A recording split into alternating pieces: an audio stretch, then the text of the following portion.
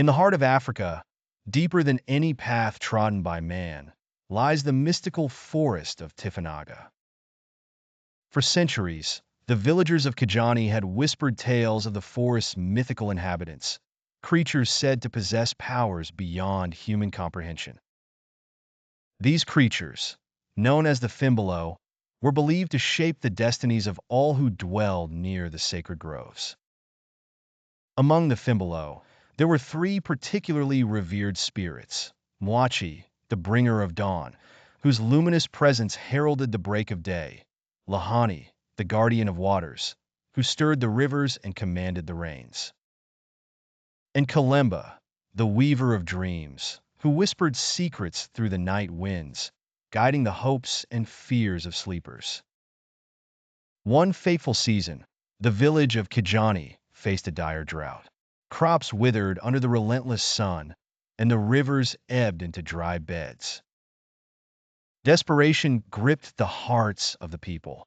In a bid to save her community, a brave young woman named Amina decided to venture into the depths of Tifanaga to seek the aid of the Fimbelo.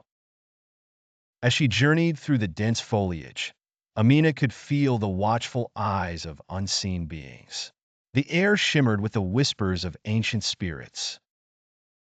She first encountered Mwachi, whose radiant aura enveloped her, filling her with warmth and reassurance.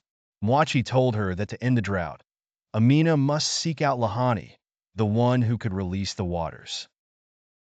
Amina ventured further into the forest, guided by the sound of distant cascading water. She found Luhani by a hidden spring. The guardian of waters was a majestic figure, adorned with iridescent scales and flowing locks like river reeds. Luhani listened to Amina's plea and agreed to help, but there was a condition. Amina had to promise to bring forth a new guardian from her village who would honor the balance of nature and respect the spirits of Tifanaga. Determined, Amina vowed to fulfill the requirement. Luhani then raised her trident, and as it touched the ground, the spring burst forth, sending a flood of revitalizing waters back to the village of Kijani. The drought was lifted, and life flourished once more. Amina returned to her people with the tale of her journey and the promise she had made. The villagers, filled with gratitude and newfound respect for the Fimbelo, chose to honor the agreement.